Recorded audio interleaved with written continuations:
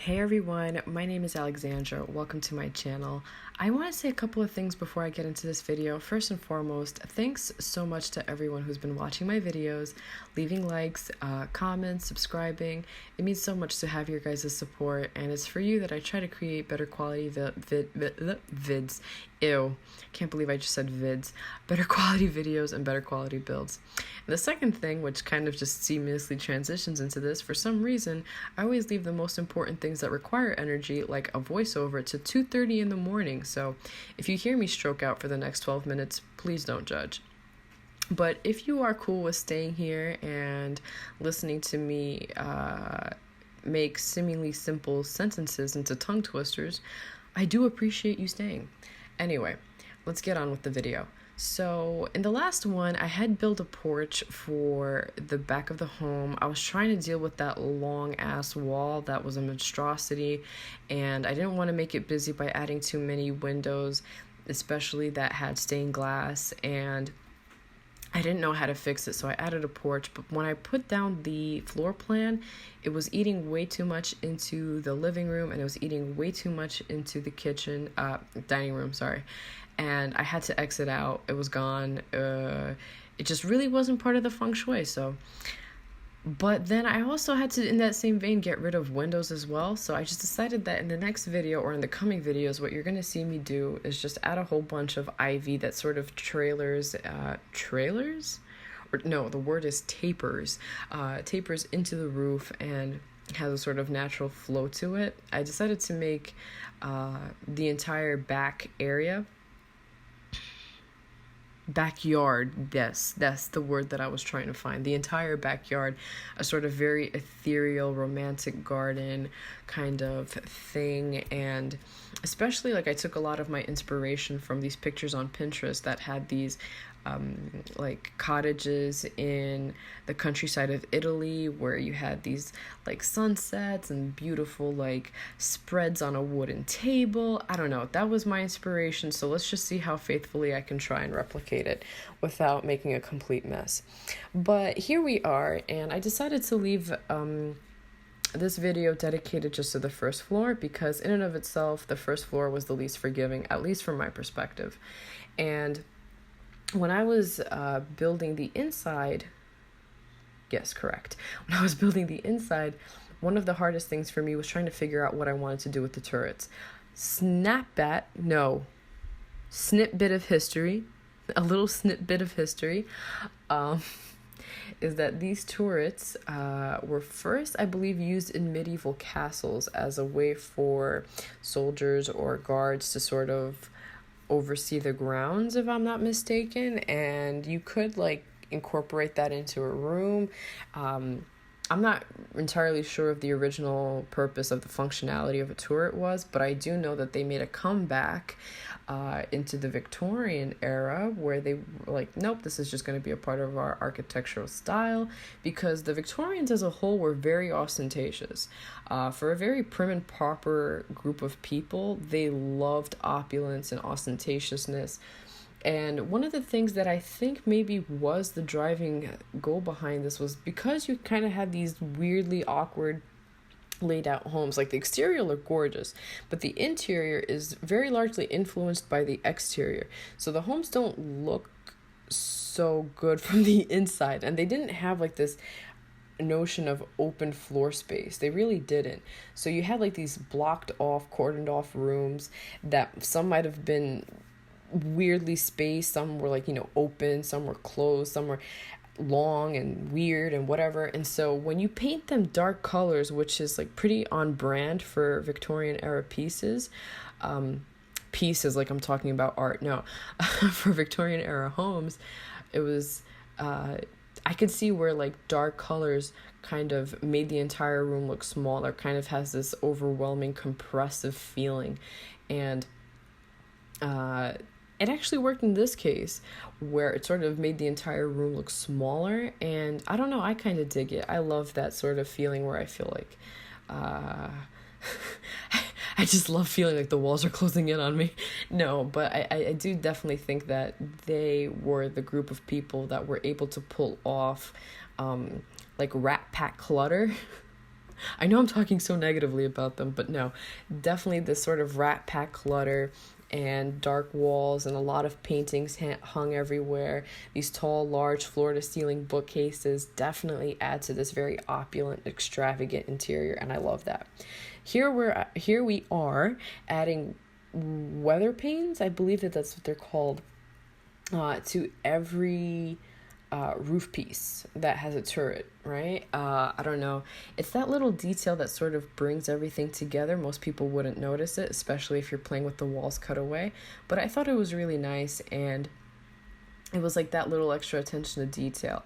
Plus, I wanted to add a gargoyle. Mainly, you see gargoyles like on churches, on big, I think, castles. But I always have like this habit of like overthinking things. And I was like, imagine how cool it would be where you have all of this like soot coming out of the fireplace, or at least out of that little chimney, and it's getting the gargoyle all dark and dirty and it's gross, but he looks like all scary and he's protecting it. I don't know. I just really went off the deep end and I decided to put him there. Anyway, when it came to figuring out how to make the couches at least face each other, I sort of thought that if you made them not look like equidistant from each other, it sort of gave that lived-in vibe, and maybe it lent itself more to like conversationalism. I don't know.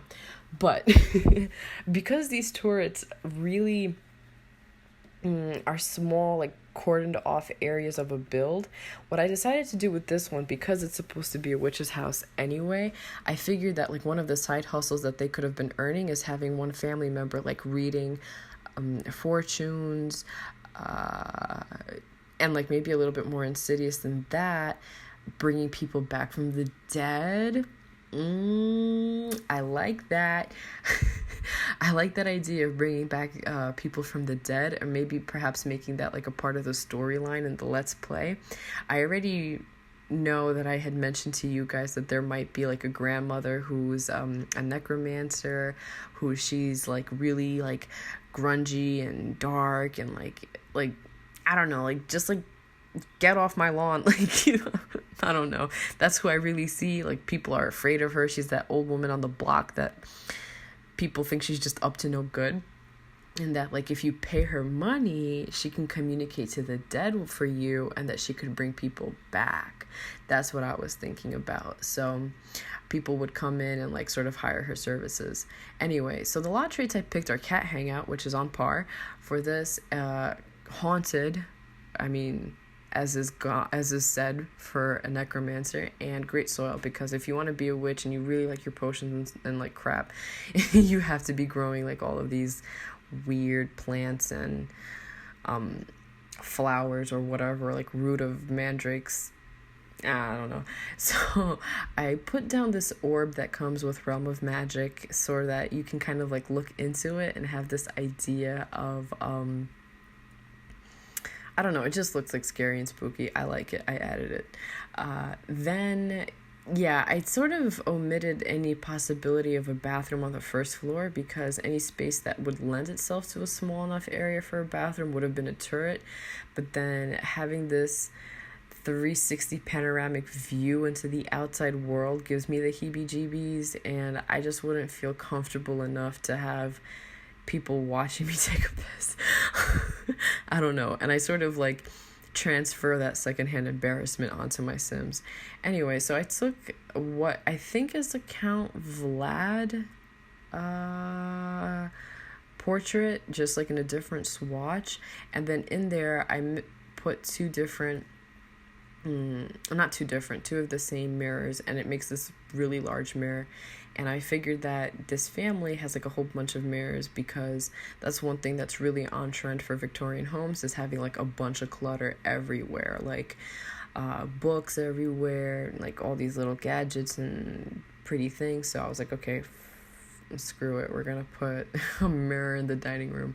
So here we are working on the kitchen, and a lot of the pictures that I saw that were references for Victorian, like real historical Victorian homes, was these galley kitchens for some reason. I don't know, I guess they loved this like long kitchen, and it made perfect space out of this long awkward corridor.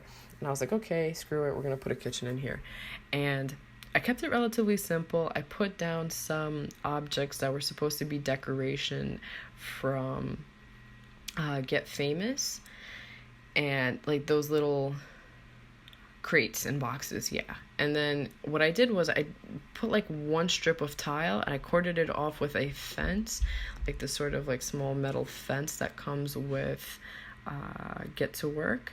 And then I put the nasty sort of dirty baseboard wallpaper from Get Together. I don't know, because it being dirty sort of gave me that nasty, sickly Victorian child vibe. You know, we love Typhoid Mary. No, I'm just kidding. We love a Typhoid Mary vibe. Yeah, I mean, everything just sort of seems plain and simple, and you have your herbs hanging down, and it's sort of reminiscent of that time when people wouldn't wash their hands, and I don't know, like germs were really like on the back of their mind. So I was like, you know what, we're just going to keep it simple. And it turned out surprisingly well for not being such an opulent, cluttered room. Now, here we are working on the butler's room. And the butler, despite being the glue of the home, gets the least recognition. So we already know that that's going to be a reoccurring trend.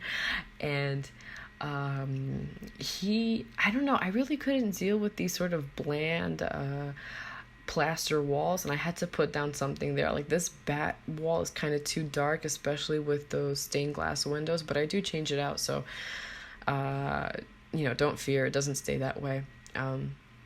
And what else? We are getting very close to the end of the video, and if you're here with me this long, I do appreciate you guys listening to me babble at 2:45 in the morning.